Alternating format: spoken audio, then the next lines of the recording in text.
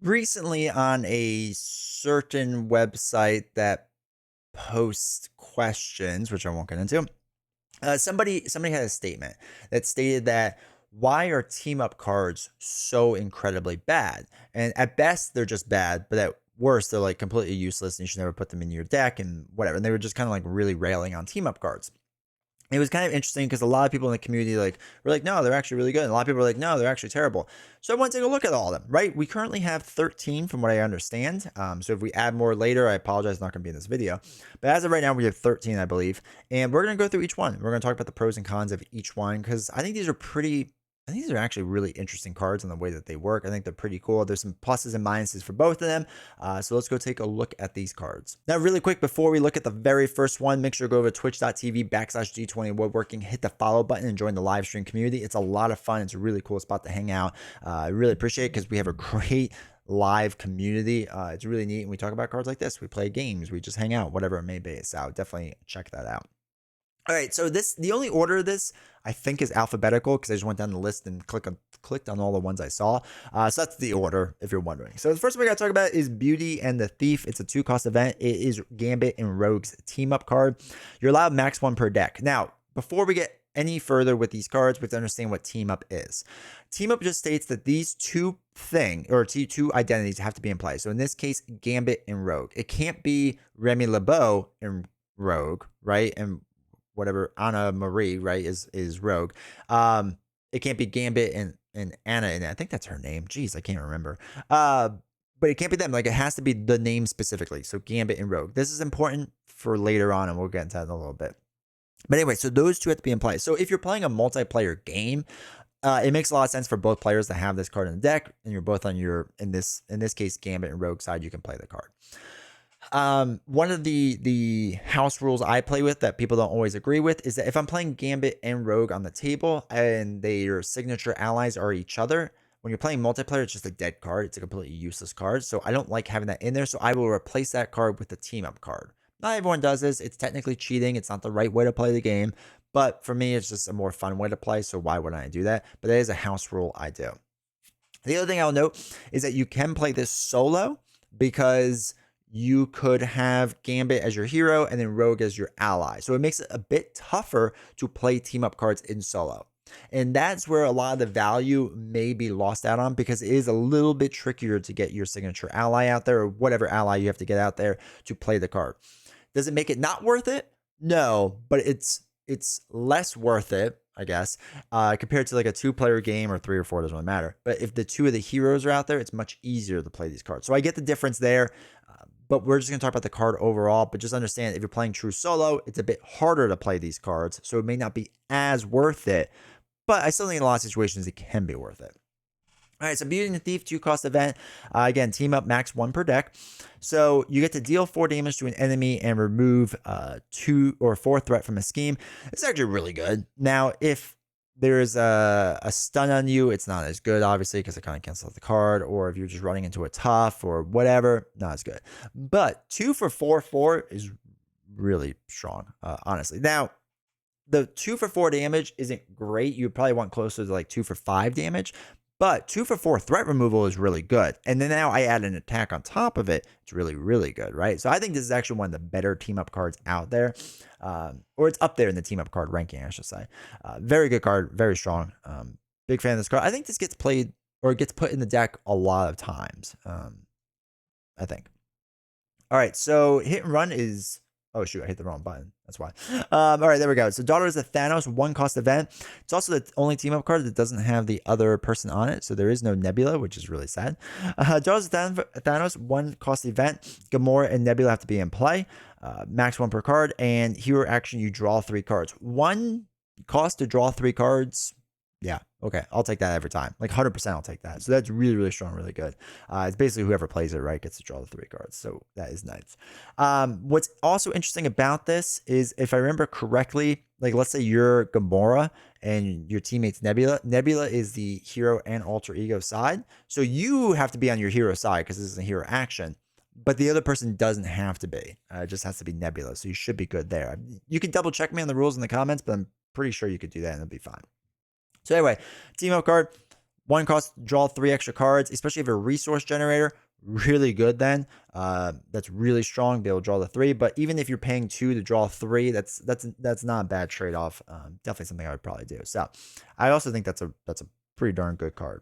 Fastball Special, I think, is so much fun. So Fastball Special is a 1-cost event. Deal X damage to an enemy, where X is the total attack of Colossus and Wolverine. Let's just take that sentence for a second. So Colossus, I believe, if you were playing the ally, has what, 3 attack, and Wolverine can have like 3 or 4 attack or something like that. Let's just say they each have 3 for right now. So that's 1 for 6 damage. Heck, let's just say it's 1 for 5 damage. 1 for 5 is really good, right? That's really good attack. What makes it even crazier is the piercing and the overkill. It's actually really strong then, because we've dealt with so much piercing tough statuses now. So if you had a minion in play that had a tough status with like 1 life, hypothetically, you could pierce through that tough, deal the 1 damage, and overkill into the villain for 4. That combination is really good if you have 5 damage, right? Whatever it is.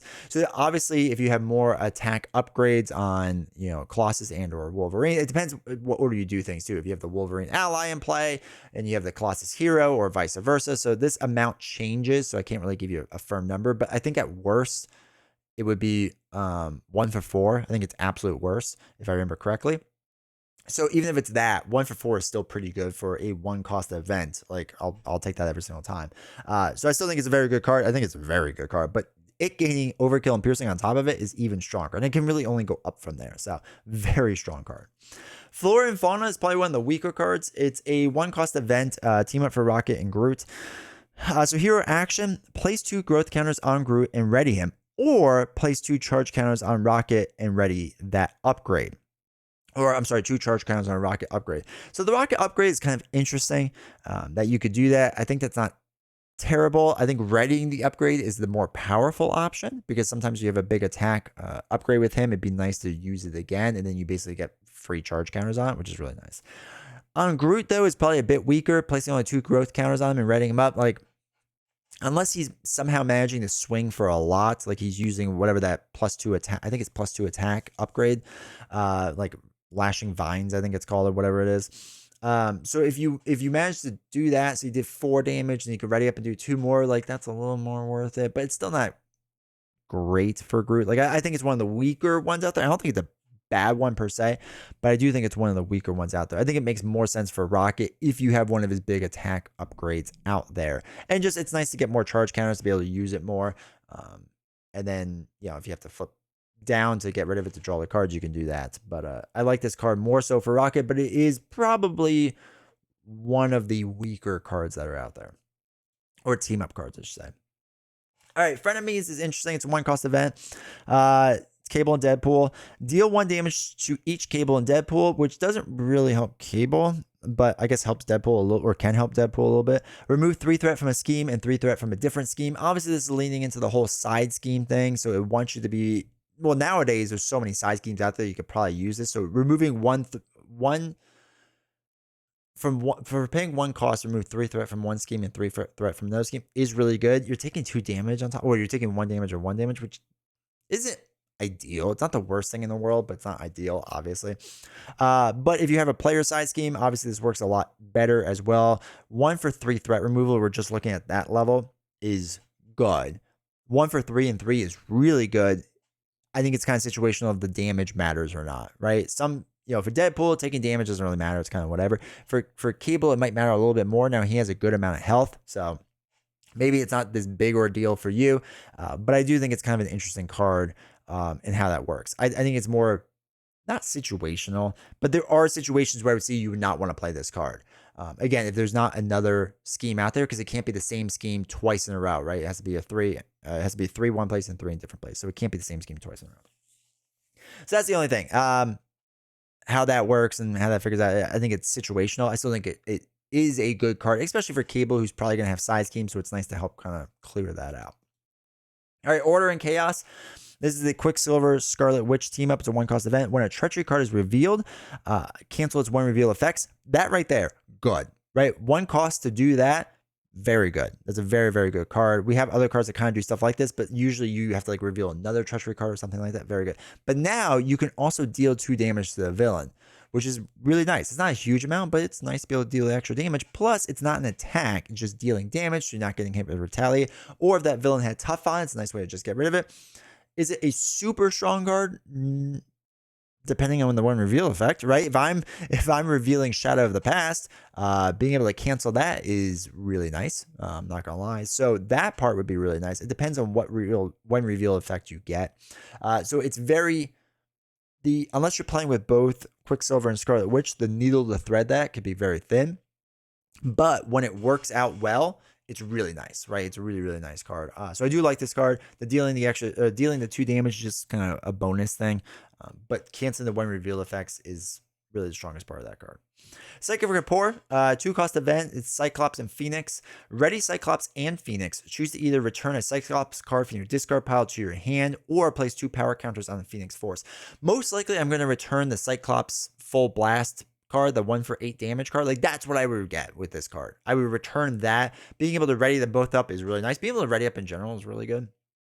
So the fact that we can both ready up is nice, is strong. This makes more sense in like a solo game where you have your ally out there so you can use it, because in a 2-player game, it's kind of weird. Like, if they already went and now they're readying back up, like that doesn't 100% make as much sense. But if the other person defended on the villain phase and the team up card is the first player, and then they can ready up the other person, then it makes more sense. So again, kind of situational with the ready up card, but if you can get Cyclops' Full Blast to be able to use again, I think it's 1 for 8 damage, right? If that's, and there's only one of those cards, if you can get that from your discard pile because you just use it, get it back into your hand, that makes it a lot worth it, or makes it worth it a lot more to me. The 2 power counters on Phoenix Force, I don't really care about the power counters as much. Again, I use that slowly as a way to, I don't want more counters on there because I want to flip her over to get aggressive pretty fast. Unless you're trying to balance that out, that's the only reason why you wouldn't probably do that. But anyway, still a good card. I actually like this card a lot, but more so to help Cyclops out than Phoenix per se. Shadow and Seal is a 2-cost event. You have to play Colossus and Shadowcat. Attack defense. When an enemy attacks, prevent all damage from the enemy and deal 4 damage to that attacking enemy. Again, if this is a massive hit that's about to happen onto your hero, that's amazing, because we've had situations where Ronin could just do crazy amounts of damage, right? If you have him boosting icon over icon over icon, and he's swinging for 9, and to be able to cancel that and deal 4 damage to him, really good. The 4 damage itself, like 2 for 4 damage, wouldn't be good, obviously, but preventing all the damage from the attack, it's really strong, can be really good. Again, if you're playing a multiplayer game, this makes a lot more sense, because especially if both people have it, and you can save your toughs, or Kitty or Shadowcat, I should say, depending on what side she is, she wouldn't have to worry about taking the hit usually because she can exhaust defend. But it's nice if you want to save her on her phase side or whatever it's called, when she would exhaust, or when she defends, she wouldn't take any damage. So I think it's a good card for more so for Colossus, maybe, to kind of save the tough, but it obviously works for her as well. Another good card. Soaring Hearts, 2-cost event, Aerial Psionic card. Team up, Angel and Psylocke. Search your discard pile for an identity-specific event and add it to your hand. Ready, Angel, and Psylocke. Again, readying up is nice. 2-player, the timing, you got to make sure the timing works out well for both of you. If you're playing solo, it makes more sense because Psylocke, as an ally, has like a whole readying up mechanic for Angel, so you can get him to swing like a bunch of times. I think Angel readying up doesn't really matter as much for Psylocke, but I don't really remember off the top of my head. You get any identity-specific event, it could be nice. I don't think it's a weak card, or I don't think it's a bad card. I think out of the scale of things, it's weaker. Again, unless you can play one of his big, like let's say you're Angel, right? You want to play one of his big attack events to like kind of close out the game. Then yeah, this makes a lot more sense. Then you're good to go and be able to ready up and deal the extra damage. I get it. That makes a lot more sense. I think this is actually a better card for Angel than Psylocke. Psylocke's events are good, but they're not helping you push to the end as much as his would. Now, being able to ready up Psylocke could be really nice, and your Angel ally is good. But yeah, anyway, I think it's a good card. I think it's one of the weaker cards that are out there for the team up. But I still actually like this card a fair amount and would add it. Soul Sisters, a 1-cost event for Phoenix and Storm. Ready Phoenix and Storm, heal 2 damage from each of them. I like the healing of each of them to get both of them out there. Now, the tricky thing is because Storm, the only way you could do it as a solo player is Storm with her basic ally, and she's really expensive as a basic ally. So to get that out there is kind of tough. Do we have a Phoenix ally? I don't think we do, right? Yeah, hopefully we get that at some point because I don't know if we do. So this is a little trickier because solo players won't use it as much. I think for a 2-player game, it's, again, really nice. Being able to ready each one up is good. If you get the timing right, that's the big caveat. But just being able to heal 2 damage from each person, like if it's only from Phoenix or only from Storm, it wouldn't be as good. But it's really great to just be able to heal up in general on your hero side. Can be really strong. So I like this card. Maybe it's a little bit weaker, but I still think it's all right. Swarm Tactics, 1-cost event. Team up for Ant-Man and Wasp. Change to your other hero form. Ready your hero. Okay, this might be the weaker one of them. Now, again, readying up is still good. Being able to change to another form can be good. A lot of their form changes, for Ant-Man, right? When you change the big form, you deal damage or whatever. And small form, you remove threat. Like, that can be nice and flipping around and whatever. Depending on what form you want to get to, like, it could be good in that sense. And then readying up to be able to swing again is nice. It's okay, right? It's okay. It's probably one of the weaker team up cards. I still think it makes sense at times, but it's definitely less interesting than the rest of these cards, I would say. I think it was their first team up card too, so it makes sense they didn't want it to be like too powerful right out of the gate. All right, two Against the Worlds for Iron Man and War Machine, 3-cost event. Search your deck for a tech upgrade and put it into play. Shuffle your deck. Ready Iron Man and War Machine. Now, readying up, again, pretty good.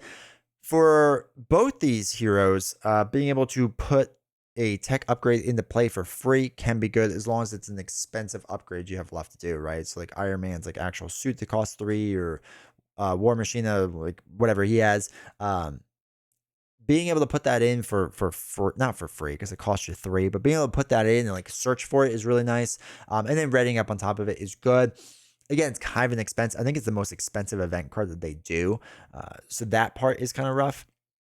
But other than that, I just still think it's I think it's a decent card, but I don't think I've ever really played it because it is just such an expensive card. And it's just, again, for true solo, it's really kind of threading a needle there. For multiplayer, this might make a bit more sense. All right, lastly, we have Young Love. It's a 1-cost event. This is for Gwen Stacy and Miles Morales. It's an alter ego action. Heal 3 damage from each Gwen Stacy and Miles Morales. Now, this is the trickier one because if you're playing 2-player, each of those heroes would have to be an alter ego form to make the most of it, right?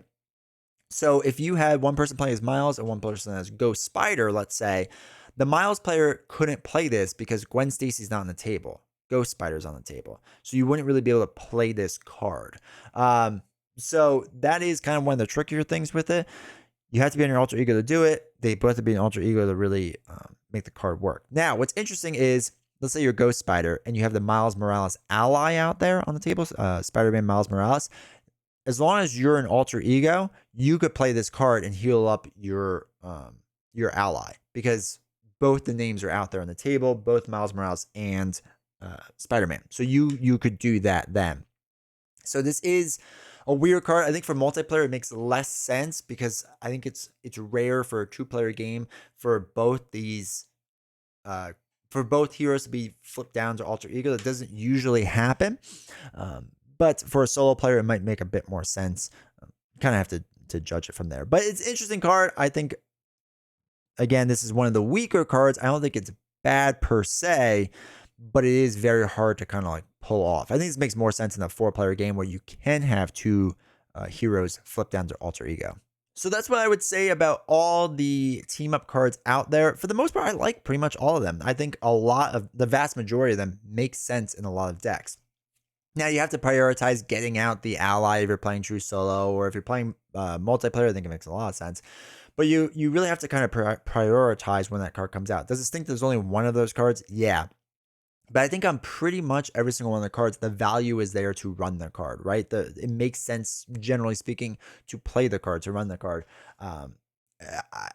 For true solo, again, it's tougher, but I think, again, it makes a lot of sense for multiplayer. Even for true solo, I think it makes sense too. So anyway, let me know your thoughts down in the comments, right? Scroll down. Let me know in the comments. Do you like team up cards? Do you think they're weak? Do you think they're strong? Do you think they're balanced right? Do you play them? Do you not play them? Do you play them true solo? Do you play them only in multiplayer? Let me know all that stuff down below. While you're down there, make sure the like button, hit subscribe, turn on notifications. All that stuff really helps out the channel. And I'll see you all next time.